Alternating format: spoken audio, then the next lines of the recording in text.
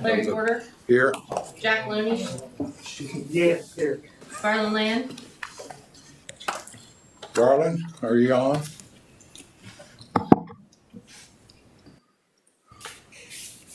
Garland. Pleasure to see everyone this afternoon.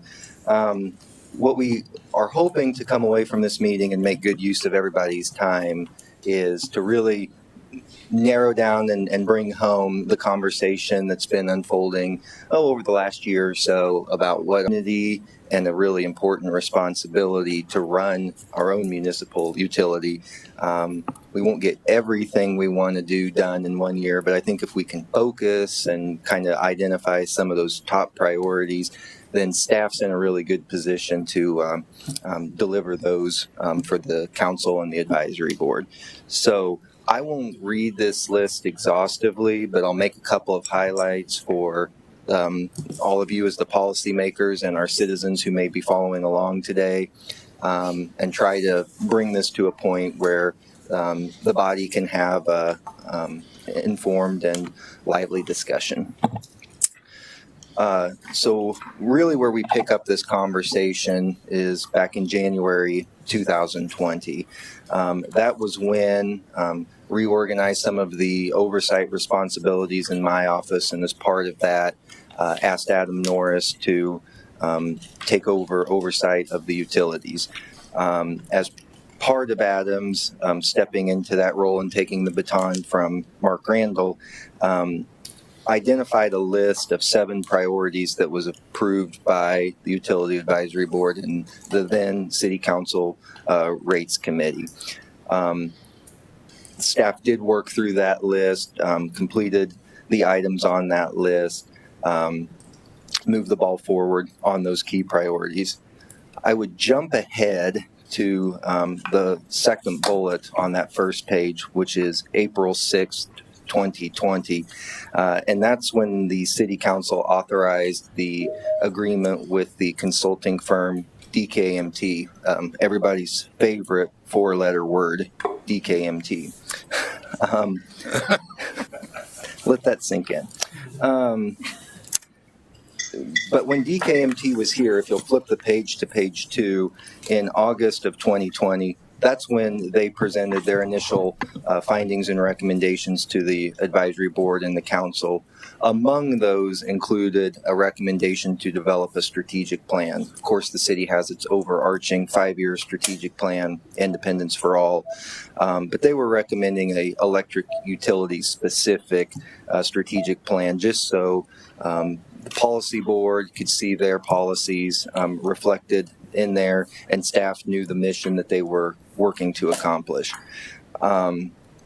In October, the council's discussion was, very productive on that, but decided, a lot of expenditures, a lot of competing priorities, didn't want to move forward with a professional services contract at that time internally. So that process began to unfold. In November of 2020, the board worked to develop a couple of lists that ended up totaling 15 key priorities. It's my understanding that at that time there was still some debate, healthy, positive debate about what those priorities should be, and so that final list didn't obtain the necessary approval. But the conversations kept going, and in your packet today, I think the best lists for us to take a look at are the attachment number 2 and the attachment number 3. For those that don't have a packet that may be watching our meeting, attachment number 2 is a list that intended to kind of remove, sound like Lou Gehrig there. The list of an attachment 2 was an attempt to get rid of some of the duplicative items and boil those priorities down a little further, and then attach. Zach? Yes, ma'am. Let me just make Please sure jump I'm in. following along. Yep. What you're calling attachment number 2 is the memo dated December 2nd? Yes, ma'am. Okay. Yes. Thank you. And then attachment 3 was a list of few more revised priorities that was brought forward, just of some additional items that the board thought may be helpful. So, that was back in February. This conversation then turned to both bodies deciding it would probably be good to have face-to-face communication about. I think we know what those key issues are, but words are important, words matter, so how are these things phrased, and what are the manageable bites of the apple that we're going to try to take this year? So both groups then agreed and set the meeting so that the boards could get together, council and the advisory board could get together, and here we are on May 20th for the council and the Public Utility Advisory Board to go over these items, share their thoughts, share their feedback, and then hopefully walk out of here with a little bit more specificity about where we want to go. I will tell you as I close my remarks, we as staff really appreciate this kind of work. When we get good, clear direction from our council and our citizen advisory boards, we're really good at knocking those cans off the fence. So if you can help us get those up there, we're happy to help and jump in as needed. Madam Mayor, I'll let you and the council start. Okay, thank you, Mr. Chairman. Included in this, and which I think was very agreed on and have consensus on, and I would say the other piece of this that maybe is not included in this packet is the management analyst report, which Councilman Hobart serves on the audit committee with Council members Lucci and Councilmember Perkins. And each month they're continuing to work through some of those recommendations. Finance committee. That committee hasn't brought anything forward to this point to the council for approval of any policy changes, and I don't believe there's been any direction given to the same manager as a result of that report, but they are making their way through that. Also included in the package is the memo that I prepared in response to the action plan, and just sort of some of it is just sort of my assessment of where we are, and this is strictly just coming from me, it's not coming from the council, and where we are with some of these things, some of them that are completed, some which are in process, and some which have yet to be addressed.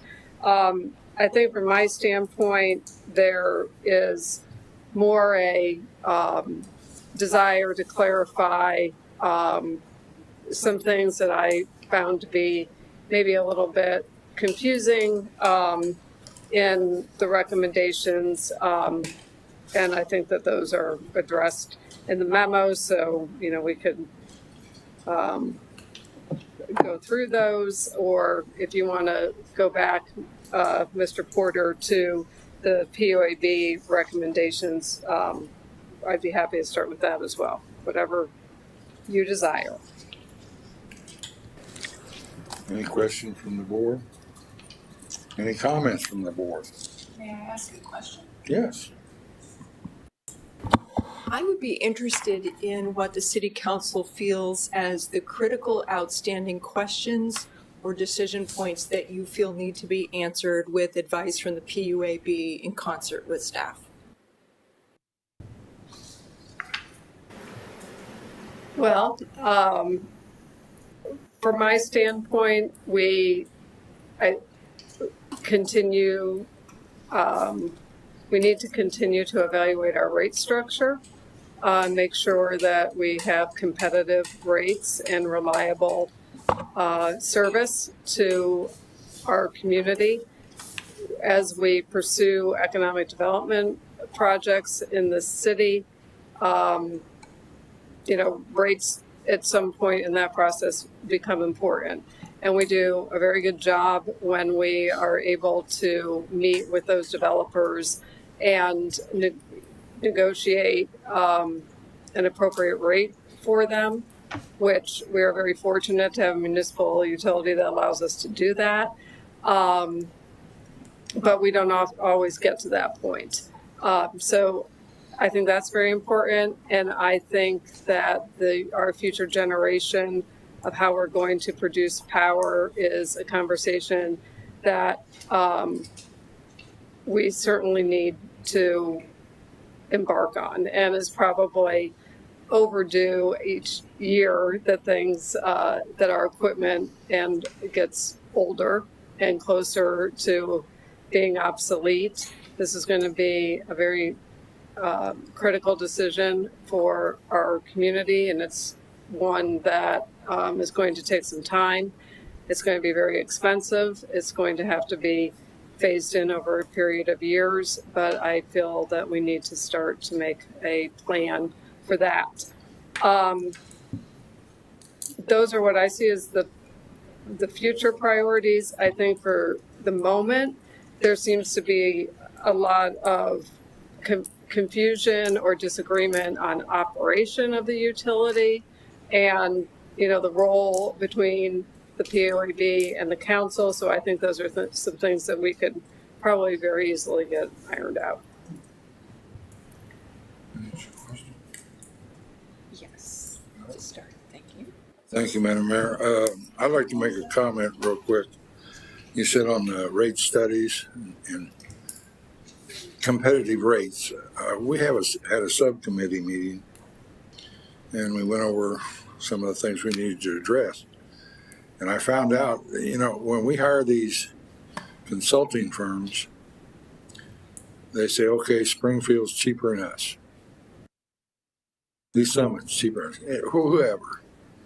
But what we fail to record and check is what kind of service do they produce for their customer? What's their union contract and how much they pay their people? Other benefits that they give their people and those that they don't give their people. I think our comparison needs to be more thorough, but I don't know if any city is going to give you all the details of what they do with their employees. But for that reason, I think sometimes our comparison to other cities is not balanced. See what I'm saying?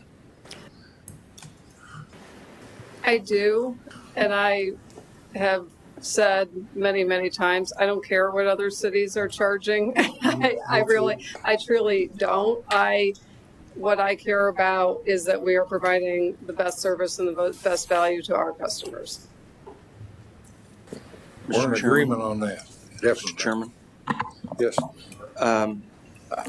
I did a lot of work helping with the submission of our priority listing, and something that I'm very proud of, that we were able to get a unanimous decision in favor of sending it up to the council. What the council does or doesn't do with the priority is really up to you folks. The bottom line for me, and I would have to disagree with the chairman, when people are looking to move to independence, whether it be commercially or residentially, if we're talking about power rates, I think it does make a difference. We chose the labor contract, the council did, to approve it. We chose the operation. We chose the number of people that we staff the facility with. Rates do count. And with the help of my friends at Indy Energy, they sent out a report just 2 weeks ago, week ago, something like that we had the highest rate in the state.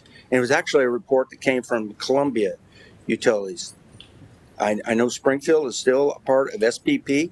That's always been a big concern. So that comparison should be fairly similar, but the rates are definitely different. And the comparison they use as saying that we're the second highest, well, that also includes an investor-owned utility with Evergy. So my concern is whatever the priorities are, and to the mayor, I totally agree, it's the best value, but having the highest rate in the state and maybe in the region is not providing the best value to attract folks that are big users of power.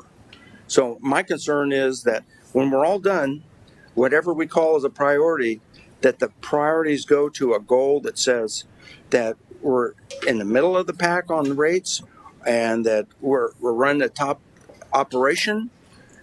We need to quit hiding behind what somebody else is doing. But I do think it's valid to compare ourselves with the other utilities. That's all I have. Thank you. Thank you, Mark. You bet.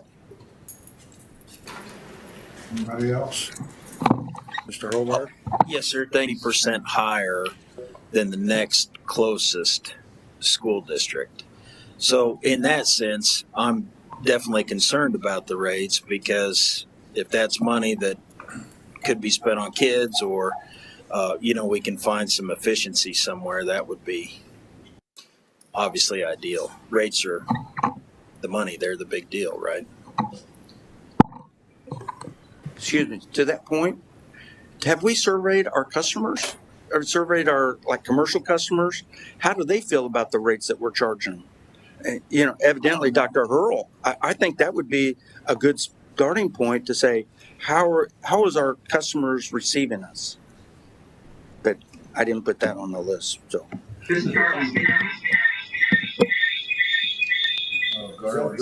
Garland's in a cave, apparently. Garland, are you? Garland? Can you hear me? Yeah. 3 or 4 times. Multiple.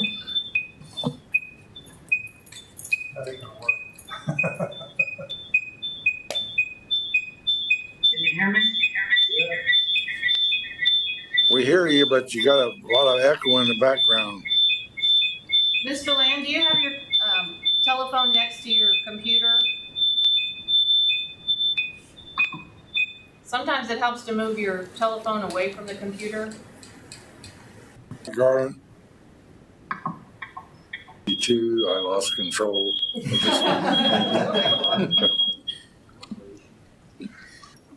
Comments? Jack? there you go. Yes, if I understand differences of opinions regarding operations, did I understand that correctly? As Zach said, the words we choose to use matter, and I don't think that there's any, we're policymaking groups. The operation is clearly defined both in the charter that the city manager will operate the utility, and then we had law give us a summary of the Bondurant decision, and the Bondurant decision doesn't address, and Sarah can clarify this if I misstate it, it doesn't address day-to-day operations. It addresses commingling of financial resources. So I don't know if that's something that I guess I'm unclear about what the PUAB intended when they said that we need to address the operating relationship.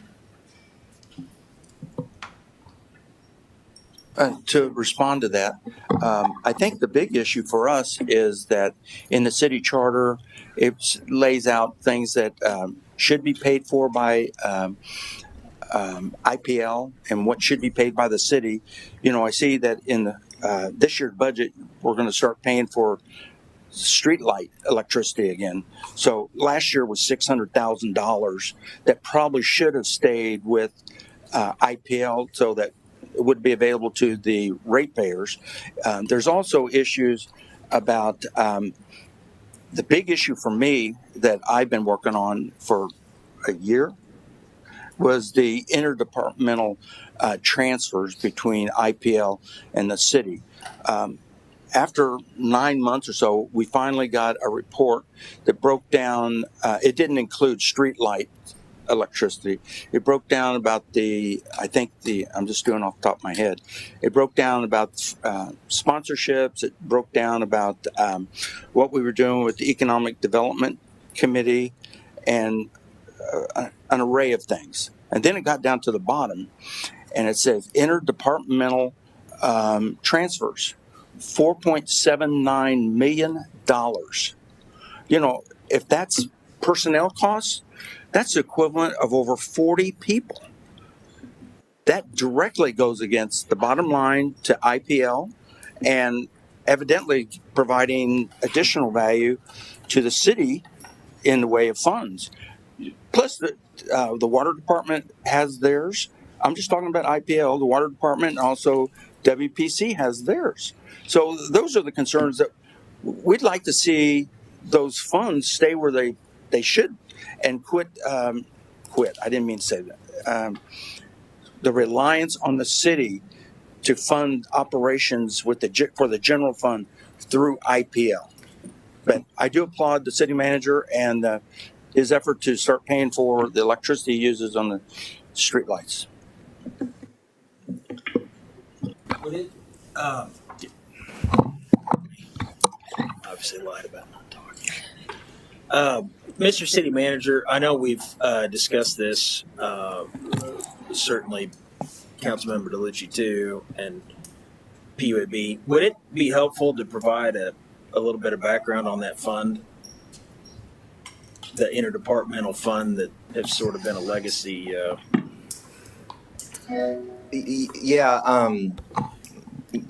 I can speak to this a little bit. I can't speak to it as much as I was like, because with our old accounting system, it was we had very good finance staff, but when they retired, a lot of institutional knowledge left with them. And our system isn't intuitive, the old system, to go in and understand exactly how those interfund charges had been set up.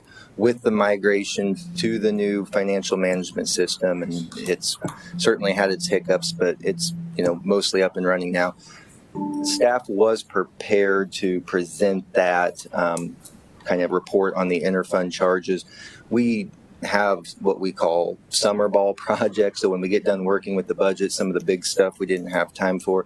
Last year, Adam and Brian Kidney started working through trying to pull apart what all those interfund charges are or were, and we're going to present that. And I believe you intend to do that at the June meeting now. This meeting supplanted that presentation, but that should be coming to provide more background and hopefully transparent justification about what those charges are. Now, certainly as policymakers, you'll want to, discuss what, like you mentioned, some of those charges. Are they still what the community wants to be charging for? But at least they'll be laid out of the why and the what.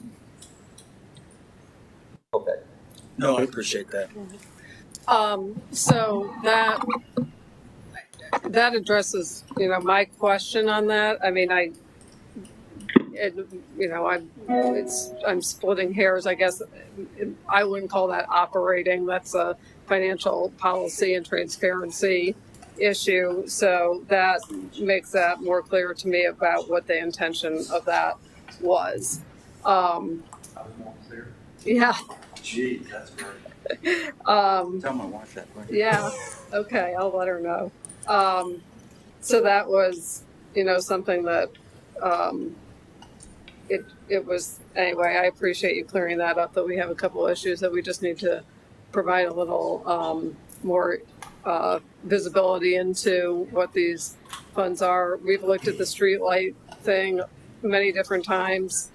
I mean, we have legal opinions from former city attorneys on that. So, I think that issue probably can be put to rest. That's sort of what I'm after is, we kind of have these perpetual conversations about some of the same items, and it would be nice just to kind of get some of them settled. So I think that is one that we probably can. I don't know if Mr. Land was able to. Okay, so if he's available, I'll jump back to him for his comment or question. Mr. Chairman, Yes. since street lighting was brought into light with that subject, both the Bondurant decision and the city charter stipulates that this city would be treated as another business of a similar type, with the exception of payment in lieu of taxes. Any other customer that had street lighting not only pays for the electricity, but they pay for a facility charge. So I question whether the amount that's being billed or put into the budget is appropriate, because we're treating the city special if it's not paying the facility charge too, and would violate both of these documents.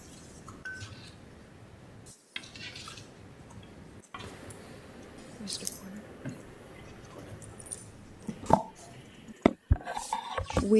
We've spent a considerable amount of time, both at the PUAB and I know at the City Council, discussing these interfund transfers, et cetera. And those are important, but I think that there are decisions that are going to be of such size and import that the majority of our energies and deliberation should be focused on what are strategic thinking and planning and consideration that we need for 5, 10, and 20 years. Replacement generation, to me, is the number one most critical and complex. We do have the important goal of that are here, but that we play the critical role of conducting public discussions about your future generation. And I hope that we will think long and hard whether combustion turbines from fossil fuels is the answer to this question, as opposed to a spectrum of the choices that are available.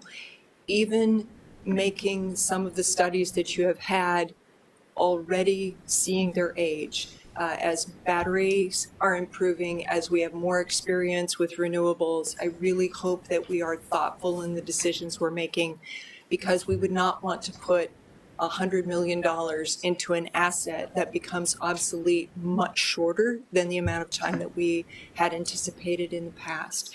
So having a sunk cost with debt service and the absolute need eventually to increase rates to pay that debt service down, I can't stress that. To me, that is number 1 through 5 on the top of your priority list. The others are operational and, in general, less material when it comes to the overall budget. So, thank you.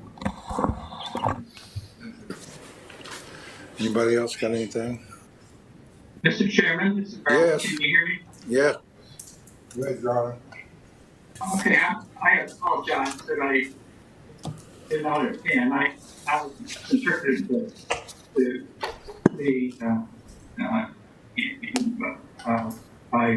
anyway. A subject that I think it's not been addressed, but I think it's kind of the elephant in the room,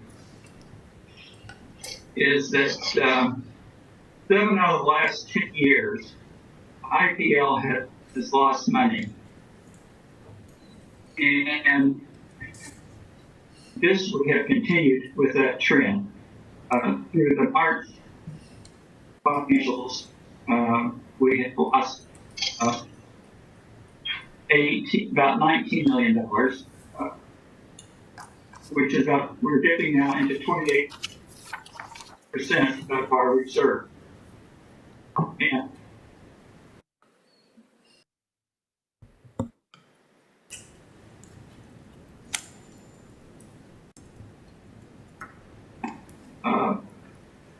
this just continues, as I say, a trend that's been going on for some time now.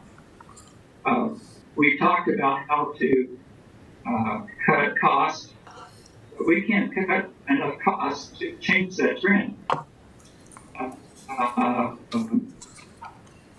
We can't cut more staff to change that. We can't eliminate enough equipment to eliminate that. And in a serious financial problem with the way things are going.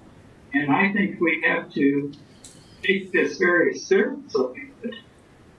And a financial spiral downhill, and we've got a serious financial problem that I haven't heard a discussion going on. We're talking about that we're concerned about how our rates, and that's certainly appropriate, but our reserves are dwindling fast, and we're talking about the possibility of having to go out for a bonding issue to finance new CPs, and if our reserves are being cut by as much as 35 or 40% by this fiscal year, our bond rating isn't going to be very good to go out. I really think we need to take this as a hard look at where we stand financially with IPL.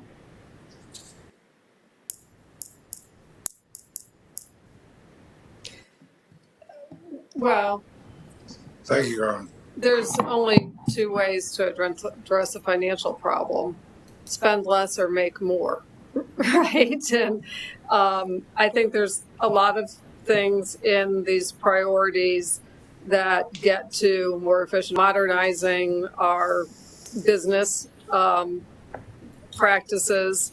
I think is very appropriate. But as Councilman Huff will tell you, we've had the same number of customers for decades. I mean, we're just not growing our customer base, and our expenses obviously increase over that time, and our users just frankly don't. Our population has been stagnant for many years, and we have not attracted the big users. I mean, the independent school district is our largest user. And they pay the biggest bill, albeit at a reduced rate. So I don't know. That's a discussion again for, our Economic Development Corporation, the council. Potentially there would be an opportunity for some input from the PUAB if indeed we were able to identify a big user that we could attract to help to identify that. And I'm telling you what, it's depressing reading the Examiner on Saturdays and seeing that 50 years ago they were talking about building, an industrial park, and it didn't get built. I mean, the little blue. I mean, these are things that I concur that we can't continue to try to cut our way to prosperity and keep adding and adding and adding to our debt. But there needs to be a focus on the revenue side of the ledger. Mr. Chairman. Yes. I'd like to hear a remark from maybe some of the other council people. Given where we are in the comparisons with other utilities, given what is likely some very expensive undertakings in the future, we need more production somewhere, somehow, looking at a lot of different things. Is it really likely that we're going to be able to reduce rates to our customers? Is that realistic? No, it's not. I don't see a world in which it's realistic to Unfortunately, I agree with you. bond 6 figures, 7 figures, 8, whatever it happens to be. We're not going to be able to bond that and then reduce rates. I mean, they're going up every time. If you look back at the bonds that IPL's issued, we've had rate increases. Yes. So, if I'm assuming that's what you would see too. Are we on the same page on that? I believe so. Yeah. So I guess I've always Mr. Chairman. seen it as the proportional distribution of the rate. If we had I mean, what we have been successful in doing is keeping the rate fairly stable. And then, of course, we did do a reduction. You know, when I read the charter, and it says that we've returned value to the customers in rate stabilization, but we have far too many residential. I mean, not too many, but it's not balanced out by the industrial users. So it's a shift. You know, it's shifting that steady stream of income.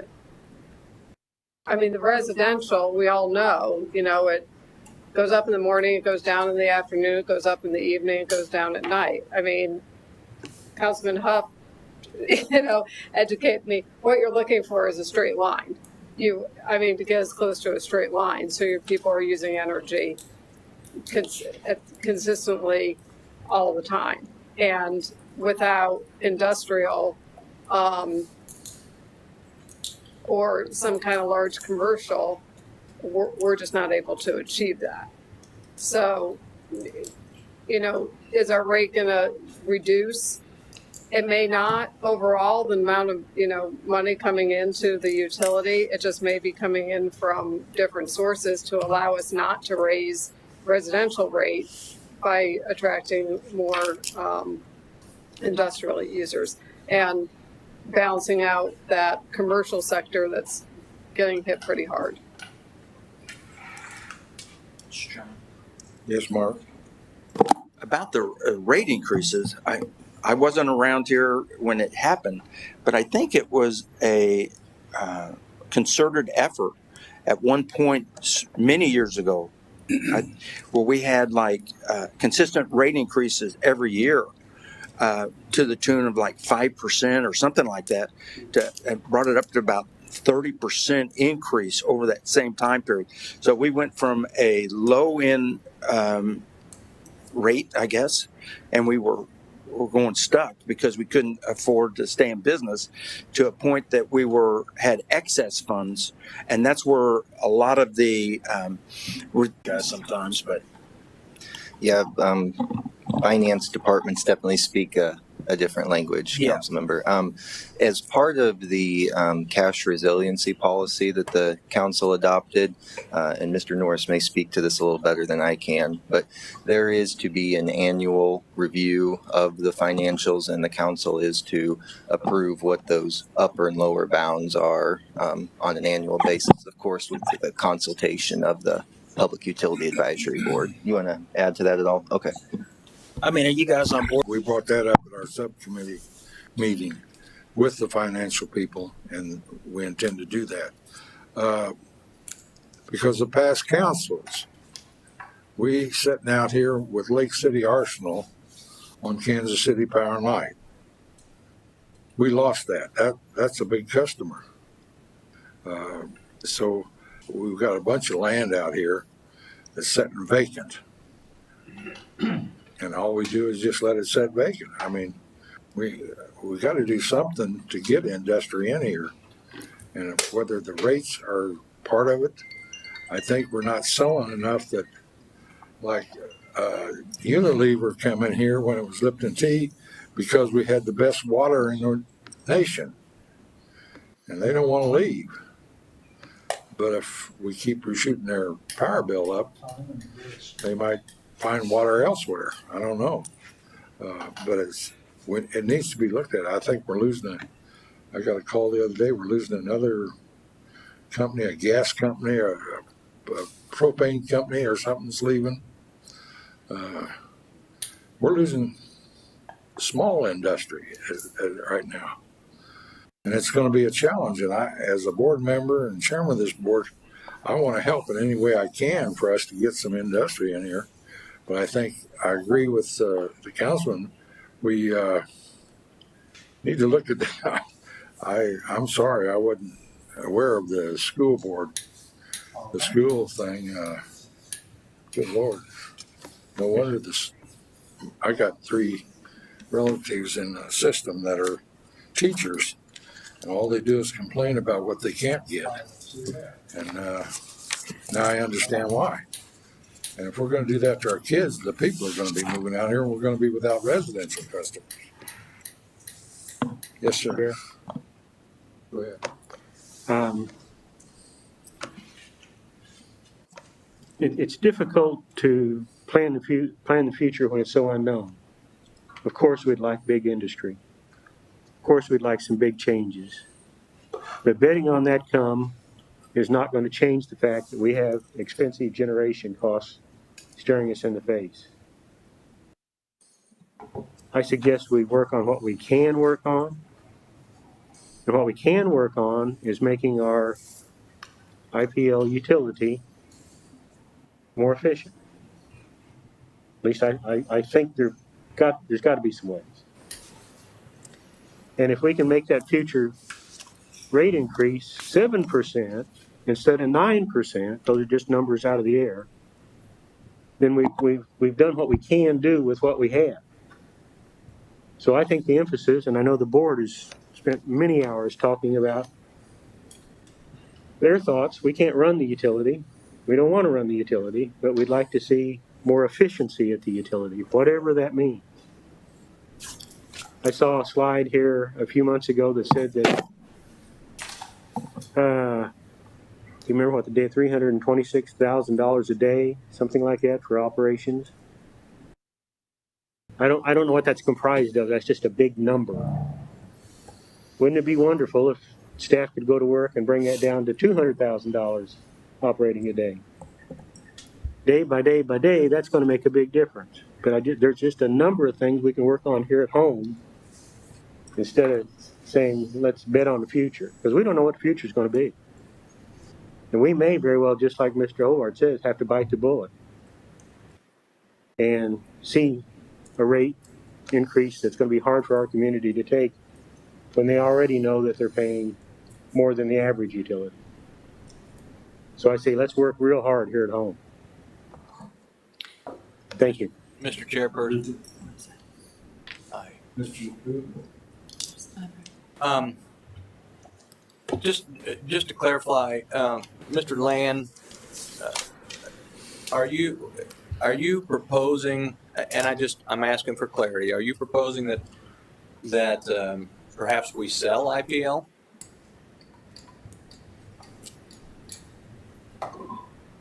No, I'm not suggesting that at all. I'm just talking about reality that we're on the downward spiral in terms of our costs, and not meeting our income, and we have to face that reality. And I don't hear a lot of discussion about that. We keep decreasing our income, and that is affecting the problem that we have. I never suggested that we sell IPL. That isn't my agenda. I'm just trying to just talk about the fact that we've got a problem of that we can't run a business every year and lose money. And let's just face that reality that that's the situation that we're in now. Well, I agree with you. The only reason why I ask is there is a couple mindsets here that some believe that maybe perhaps it's time to sell it. Some believe we got to figure this out. It's hard to know. I don't know what page we're on when it comes to the future. If some are believing that it's actual operating costs and debt. Chairman? Yeah. Yes. Let me. What, Garland? I can address. Through March, the operation cost of IPL was $12.9 million, exceeding income. That isn't relating to the debt. That's just the actual operating costs. Was $12.9 million, exceeding the income. And I'm sorry, Mr. Land, is that for March of 2021? Is that what you're referring to? Yes. Okay, Through right. Where I will just point out, we are, we haven't done utility shut-offs for months.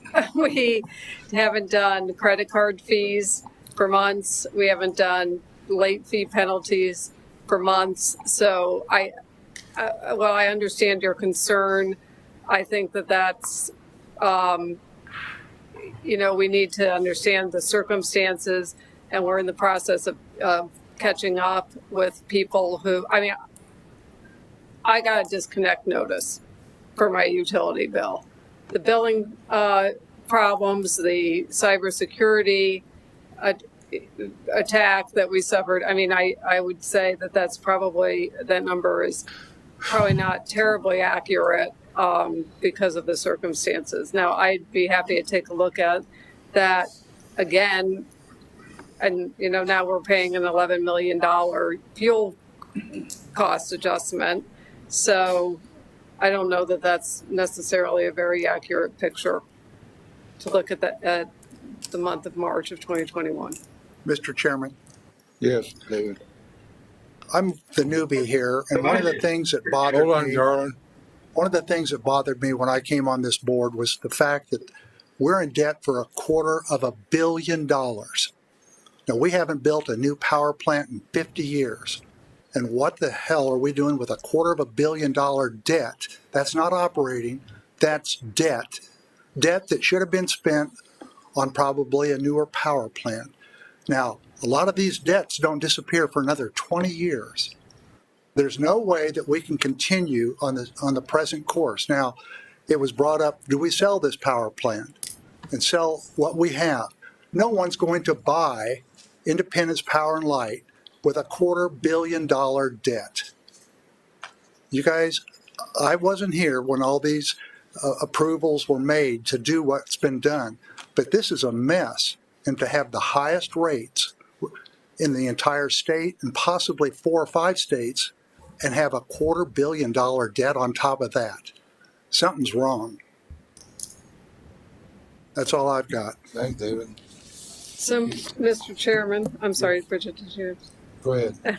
Well, I just wanted to kind of wrap up my list here because, I think then we can move on to other things, and this is really fairly simple. Under the areas which the PUAB titled, I'm sorry, let me see.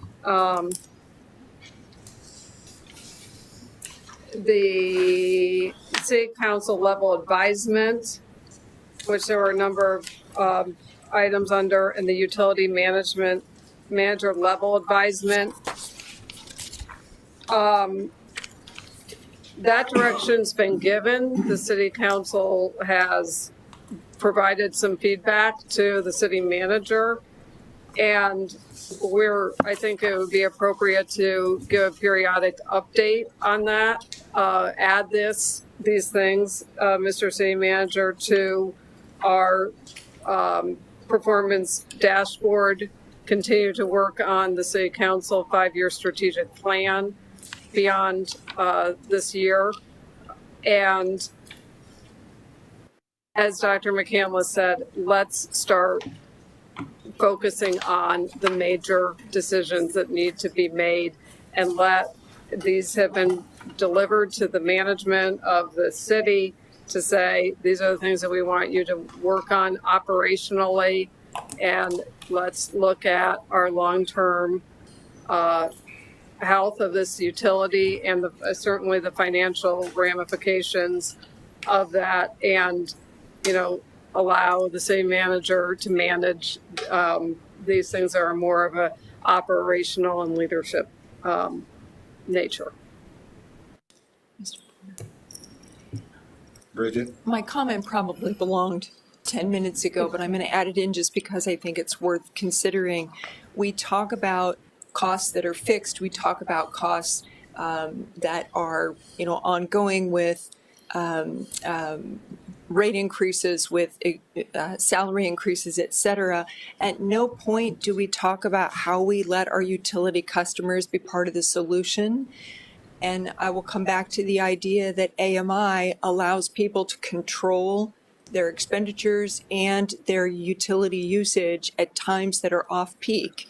And that is another way for you to help customers to be able to address their rates. And I think it's worthy of consideration at some point to revisit that decision.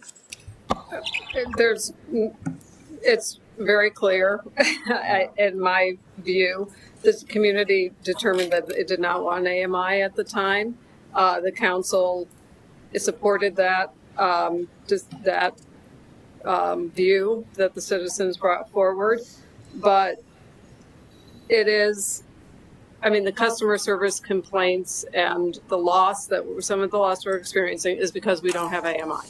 So let's just acknowledge that and say, the solution for those problems is AMI. That's the solution for the problem. If the community doesn't want that solution, then we have to support what the community, we have to support that. But it is a discussion that is worth continuing to have. And I would also say I wholly agree with you, Dr. McCandless, about the public input into this, and your board has that authority to hold public hearings, to engage with the public, to call witnesses. There's all sorts of authority that the PUAB and has, and certainly the council too. So I think as we, what I see as come out of this is the big key priorities are generation, finances, and rates. Those are the big things. And, there's a lot of intricacies to all of that. But, I would be very pleased if we could focus on those, allow the city manager and his staff to focus on the operational issues that have been brought forward, the some of the outdated systems, the way that we report things to the public, utilizing a data-driven method, which we do throughout the city, and reporting that out to the public on the day-to-day operational aspects. We do have employee contracts that need to be honored. Those, we will have another opportunity to negotiate those. They don't last forever, and there's always opportunity with that. And I would say we should focus on these three areas. Thank you, Madam Mayor. Bridget, do you have any comment? Mr. Garland. Hello? Mr. Garland. Mr. Chairman? Yes. I'm certainly supportive of those three. I think on all the other boards I have served on once there's agreement on the major goals, then we turn it back to the staff to develop targets and define. And I would suggest that that's what we do here. That's like a board function that we allow the staff to include targets and a strategic plan that we can then monitor and understand where we're going for the future. Thank you, Garland. I agree that we probably should have a public hearing, but I don't know at this point what the title would be to get the comments of the city or the public on. Christina, would you put that on our next meeting agenda, that we discuss a public hearing and give all the board members a thought to what we're going to ask of the public in the hearing and what they want to do with the power and light, and go from there? We'll discuss it at our next meeting. Is that all right with you, Adam? You up with that? Sounds great. And also, Mr. Neal, I understood here a while back, were we looking at new CTs? We're currently engaging in a siting study, which will look at what the limitations are for the various potential sites, identify which technologies would be suitable for those locations, and then put out an RFP that will include multiple technologies as appropriate for those locations. We're not limited. We're not zeroed in on any one specific We're technology. not talking used or That would depend. That would depend on the offer and the guarantees that come with it. okay. In God we trust. All others pay cash. I would just add that for the public hearing, that we'd also include comments for WPC and the water. Yes, definitely, and we'll bring that up at our meeting. Because we monopolize, I mean, IPL monopolizes Yeah. the PUAB, and there's a lot of issues that need to be dealt with on those other two entity Well, enterprise I'm zones. glad we have WPC and water because we don't have to spend a lot of time on them. Sure. Well managed. Mr. Huff? Councilman Huff? On your hearing, I would advise, I'm not part of this deal, but do it in the evening or something where everybody can participate, not just people that are retired.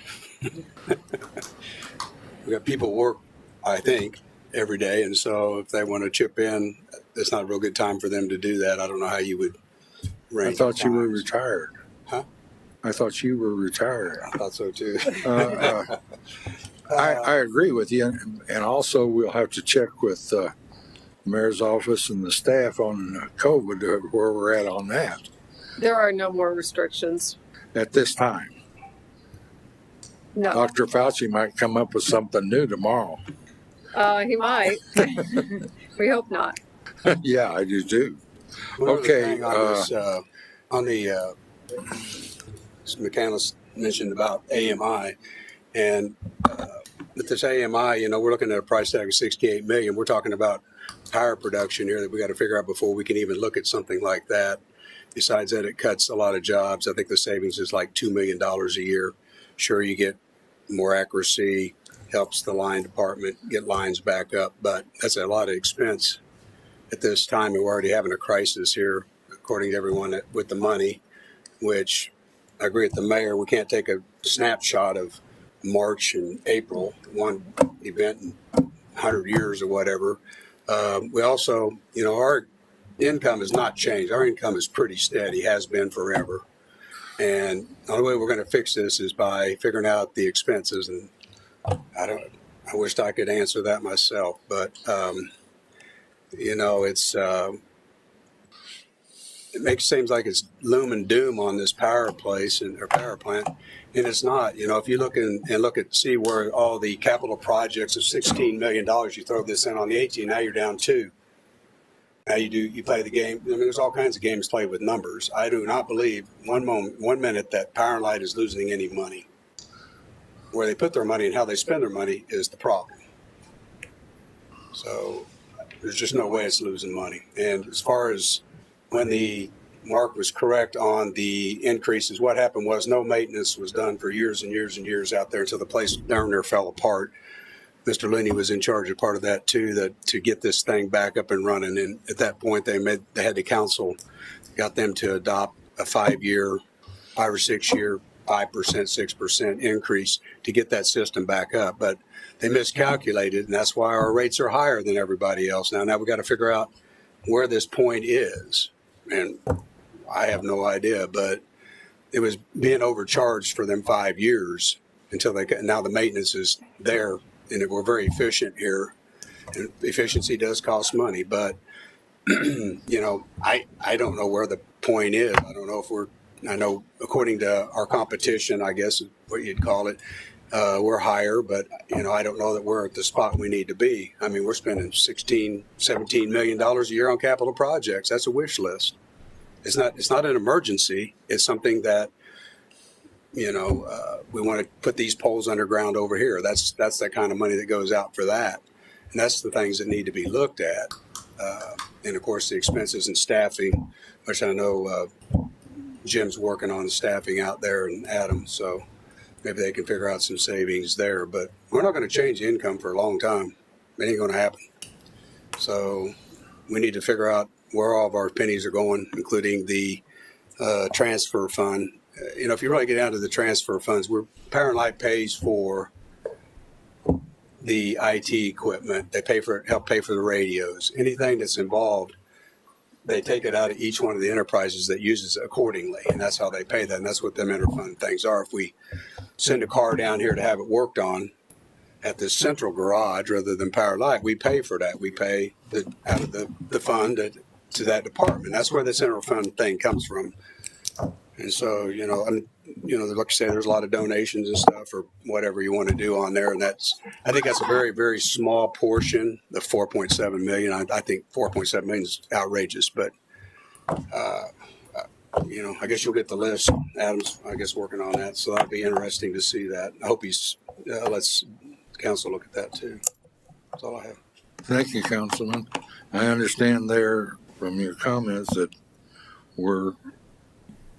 haven't changed our income. So then we need to figure out how to quit spending. Is that right? Well, let's work on that. Okay. Do you have a comment, Jack? Just Mr. Huff's comments there about the interfund. Questions the PUAB has had about the interfund. I realize it's a smaller part of the economics that are related to the utilities. But due to the responsibilities that are laid out to us in the charter, the question we ask is there's a number, what's it comprised of? What does it pay for? The response has been, we don't know. That's a problem. So, Who's responding that way to you? we're not putting anybody on the spot today, but we've heard this a number of times. So I think the city manager addressed that at the onset, that there's we're Yes, sir. unraveling a antiquated accounting system. I can't begin to tell you how complex that that might be, and it's a very dissatisfying answer. I concur with that. But we all have inherited over time issues that weren't dealt with in the past, either because they just weren't policy decisions of things that there weren't the funds to do them. I mean, and someday everybody will look back on all of us and say they should have done this or they should have done that. So, that has been a big priority for the city manager since he started in the city nearly 10 years ago as management analyst, to start addressing these antiquated, obsolete, outdated systems, and it just takes time. Yeah, well, in asking for this information several months ago, asked Mr. Norris if the preliminary was due to the city manager's office in April, as normal, and it would be comprised of this very small component. And how do we come up with a number? And I was advised that they're working on it and it would be available. Well, the budget's going in July, if my dates are still correct. I've been out of this 10 years, but I would think that detail like that would be part of defining those numbers. So I'm hopeful that Mr. Norris can bring us that breakdown as we discussed a few months ago. And again, we do know there's just a small aspect, but added up, little small aspect, pretty soon they're big numbers. Okay, thank you. Mr. Chair, may I respond? Yeah. So yes, we've reported consistently that we were going to bring those figures to you once that concluded. As the city manager stated, we were planning on bringing those to you this month at this meeting. However, this took priority, so those will be presented next month. Okay. Thank you. Appreciate that. It's 4:15. Have we accomplished anything? Mr. City Manager, I guess that's the question for you. Yes, I think, at least from my perspective, this has been a good meeting. I've tried to take notes over here about what the most common themes are that are coming up, and I would like to run this by both bodies. But again, as my opening comments were, if this is to work, it has to be the utility advisory board and the council's list. It's your responsibility on behalf of your constituents to set the vision. So my purpose in stating this is just to try to recap the big goals that I've heard today.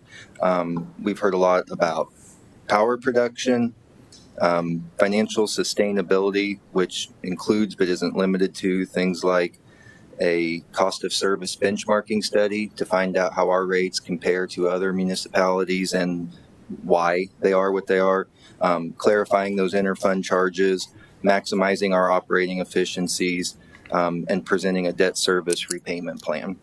A third big goal might be customer service, things like making sure we are limiting or eliminating altogether our billing errors and estimated bills, as well as continuously reviewing meter reading industry best practices to find that balance between what our community will tolerate, but also what helps us maximize our business practices.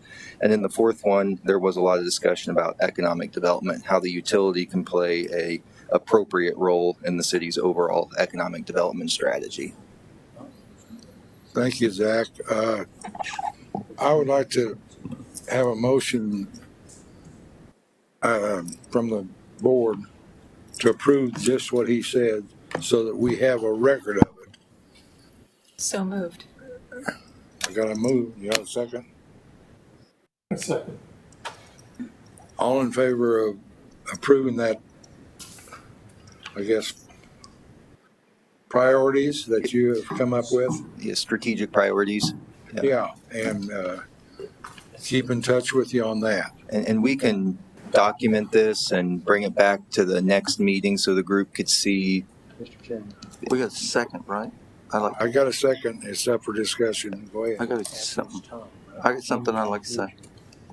I'm sorry. What? I got two of you talking. What?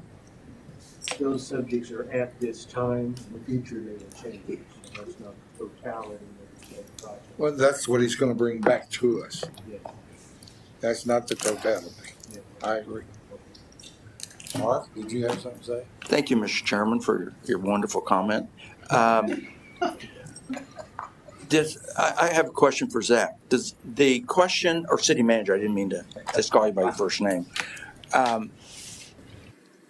The thing about the cost of service study, does that mean that you're going to go out and hire somebody to do the cost of service study? And my experience and my concern is I don't know what happened last year, but the last two, cost of service and also the master energy plan, was about $500,000. Maybe $475,000, something like that. And it really gave us a picture of status quo of what was going to happen. It didn't really take into any innovative discretionary effort that needs to be taken to improve the numbers. So hopefully, if we approve this, that kind of consideration will go into your analysis. Yeah, what I would envision, and I'm going to admit this is an original thought. Okay, I went to one of Mr. Nail's managers meetings a while back ago, and one of the managers said, "Has anyone ever asked why our rates are different than everyone else's?" And light bulb, you know. Yeah. That's the kind of study I'm envisioning, finding some peer cities and finding out how we benchmark to them and what goes into their operating expenses, because that's been a consistent theme here today. And I will tell you, to a person, the council has informed me, and when I'm doing my role day to day, the paradigm does need to shift. It needs to stop being exclusively about our operating expenses are here, so let's get our revenues, aka our rates, raised up to match those. It's, if our revenues are here, let's, one, figure out how to get our expenses down here, and or two, figure out how to get new ratepayers in here to raise based on people paying the existing or even lower rate structure. Another novel idea. Maybe we should contact Springfield Utility and also Columbia Utility and see what's different with those utilities and your utility. Right. Yeah, that's We're speaking the same love language. And it may include changing the profile of the PUAB. That's something that maybe the council may want to consider, that this voluntary advisory group, in many cases, isn't how. That would require a charter change. I'm in favor of a charter change. Me too. Okay, thank you. But if we're going to run it like a business, we need to run it like a business. Yes, sir. Thank you. Mr. Chairman, Yes. isn't the information that you're talking about available through Mark? No, It's not? no. Okay. No, well, and I don't want to take much more time because I know we all have places to be. It's not. I've done just some preliminary, over the years, just kind of on my own looked at these different things. And the fact is, every one of these utilities and the co-ops and the munis and the investor owns, there's no two that are look-alike. And there's many factors, as this body has discussed, as the council have discussed, the difference between rate and what's on your bill. The rate's one component, the taxes, the pilot, on and on and on and on. That stacks up the fuel cost adjustment. All of these things that go into what the customer is paying. So, yeah, I know Mr. Randall worked on this when he was the liaison for this committee. I know Mr. Norris has as well. And, there's not really, we need to decide what we care about. And I think what we care about is what the customer is paying, right? That's what we care about, is what are they paying here compared to if they were someplace else. That's the exact data that's been mined from the EIA system, is what the total bill, whether it's sales tax, whether it's Right. franchise fees, what usage is. And I agree with you. Probably every one of those utilities and munis are different. Just unfortunate that we have one of the highest rates, or the highest rate of the utilities. And we need to find a way to get back in line. That's all I'm asking. We got a motion on Thank the you so floor. much. We have a vote. Yeah, go ahead and vote. Call the roll, please. Larry Porter, Yes. Jack Looney, Yes. Garland Land, Yes. Joe Zack, Yes. Mark McDonald, Yes. David McDowell, Yes. Bridget McCandless. Yes. Motion passed. Thank you, Zach, for that. You'll get that either through Adam. Through Adam. Yep. Yes, sir. We'll bring that to you and start working the plan. Anything else? Thanks for having us, guys. Thank you very much. Thank This you was for very coming. helpful. If you want, you're invited at any time. Okay? Thanks. We're here at 2:30 on the third Thursday of the month. Bring ice cold water, and if Huff's coming, bring beer. We're adjourned. Did you get that, Christine? We're adjourned?